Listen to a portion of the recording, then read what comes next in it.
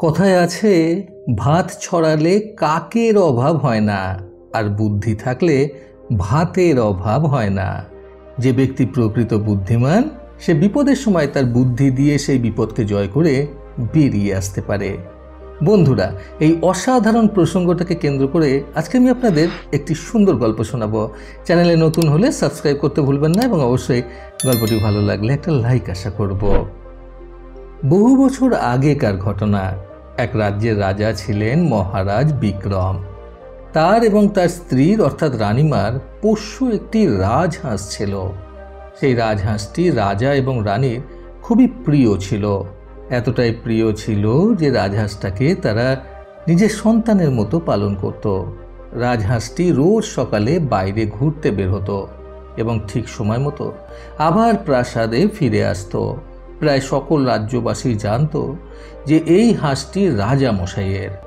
রাজা বিক্রমের রাজপ্রাসাদের কিছুটা দূরেই ছিল রাজার মন্ত্রীর বাড়ি। মন্ত্রীর স্ত্রী সেই সময় গর্ভবতী ছিলেন। রোজকার মতো একদিন ঘুরতে ঘুরতে রাজহাঁসটি মন্ত্রীর বাড়ির ছাদে গিয়ে বসে। মন্ত্রীর স্ত্রী ব্যাপারটি লক্ষ্য করেন এবং তিনি হাঁসটিকে দেখে চিনতে পারেন যে এই হাঁস রাজা মশাইয়ের। রাজহাঁসটিকে দেখে প্রথমেই একটা ভাবনা মন্ত্রীর স্ত্রীর মাথায় আসে যে তিনি শুনেছেন গর্ভাবস্থায় রাজহাঁসের মাংস খেলে সন্তান খুবই সুন্দর এবং বুদ্ধিমান হয়। হাঁসটিকে দেখার পর তার স্ত্রী ভাবেন, যেহেতু এই হাঁসটি রাজামশাইয়ের, তাই এই হাঁসটিকে যদি কেটে খাওয়া যায় তাহলে আরও ভালো ফল পাওয়া যাবে, অর্থাৎ তার সন্তান অতীব সুশ্রী এবং মেধাবী হবে। এই ভেবে তিনি আর একটু দেরি না করে হাঁসটিকে ধরে তাকে কেটে তার মাংস রান্না করে খেয়ে ফেলে। একটি কাক পক্ষীও এই ব্যাপারটার টের পায় না, এমনকি মন্ত্রীকেও তিনি এই ব্যাপারে কিচ্ছু জানাননি। এই ঘটনা ঘটার প্রায় 2 দিন হয়ে যায়। হাঁসটি প্রাসাদে না ফেরায় রাজা এবং রানী ভীষণ চিন্তিত হয়ে পড়েন। এরপর রাজা সারা রাজ্যে এটা ঘোষণা করে দেন, যে ব্যক্তি রাজার হাঁসটাকে খুঁজে দিতে পারবে তাকে অনেক পুরস্কার দেওয়া হবে। এই ঘোষণার পর প্রায় 1 সপ্তাহ কেটে যায়, কিন্তু কোনো লাভ হয় না। সকলে তন্ন তন্ন করে খুঁজেও রাজামশাইয়ের রাজহাঁসটির খোঁজ পায় না। এদিকে রানীমা হাঁসটির শোকে নিজের খাওয়া দাওয়া পর্যন্ত বন্ধ করে দেন। রানীমার কথা ভেবে রাজামশাই দ্বিতীয়বার এই ঘোষণা করতে বাধ্য হন, যে ব্যক্তি রাজার রাজহাঁসটিকে জীবিত অবস্থায় খুঁজে এনে দেবেন বা হাঁসটির কোনো খোঁজ এনে দেবেন, তাকে নিকটবর্তী 10টা গ্রামের মালিক করে দেওয়া হবে। দ্বিতীয়বার এই ঘোষণা শোনার পর সকল রাজ্যবাসী আরও উঠে পড়ে লাগে রাজার হাঁসটিকে খোঁজার জন্য। অনেকে অনেক চেষ্টা করেও কোনো ফল হয় না। শেষে এক মহিলা দূতিনী, অর্থাৎ দূত হিসেবে যারা রাজাকে বার্তা এনে দেয়, রাজার কাছে আসেন এবং রাজাকে বলেন, মহারাজ, আমি পারবো আপনার হাঁসটির খোঁজ এনে দিতে। আমাকে শুধু একটু সময় এবং কিছু পরিমাণ ধন দিন। আশা করছি আমার বিদ্যাকে কাজে লাগিয়ে কিছুদিনের মধ্যেই আপনার হাঁসটির খবর আপনাকে এনে দিতে পারবো। রাজসভার সদস্যরা তার কথায় অবাক হয়ে ভাবলেন, এত বড় বড় ব্যক্তি, এত বড় বড় দূত যেখানে হাঁসটির খোঁজ এনে দিতে পারলেন না, সেখানে এই সামান্য মহিলা কি করে পারবে? কেউ তো পারল না, যদি এ কিছু করতে পারে। এই ভেবে রাজা তাকে কিছুটা ধন দিলেন এবং সেই মহিলা সেখান থেকে বিদায় নিলেন হাঁসটিকে খোঁজার উদ্দেশ্যে। সেই দূতিনী যেহেতু মহিলা ছিলেন, তাই তিনি জানতেন গর্ভাবস্থায় রাজহাঁসের মাংস খেলে সন্তান খুব মেধাবী হয়। এই জন্য তিনি তার বিদ্যাকে কাজে লাগিয়ে আগে এটার খোঁজ করলেন ওই নগরে এবং আশেপাশের কয়েকটি গ্রামে গর্ভবতী মহিলা কে কে আছেন। এই সূত্রে তিনি খবর পেলেন মন্ত্রীর স্ত্রী গর্ভবতী ছিলেন, এবং এরপর তিনি এটা অনুমান করলেন যে রাজামশাইয়ের রাজহাঁসটিকে যদি কেউ হত্যা করে খেয়েও ফেলে, সেটা কোনো সাধারণ মানুষের কাজ নয়, সেটা ক্ষমতাশালী এবং ধনবান কোনো ব্যক্তিরই কাজ। এরপর তিনি মন্ত্রীর স্ত্রীর কাছে যাওয়ার আগে এটা মনে করলেন তার বাপের বাড়ির খোঁজটা আগে নিয়ে নেওয়া ভালো, এতে তার কার্যসিদ্ধি করতে সাহায্য হবে। এরপর সেই দূতিনী মন্ত্রীর স্ত্রীর বাপের বাড়ির খোঁজ খবর নিয়ে এটা জানতে পারেন তার এক দুঃসম্পর্কের মাসি মন্ত্রীর স্ত্রীর জন্ম হওয়ার পূর্বেই এক সাধুর সঙ্গে পালিয়ে গিয়েছিলেন।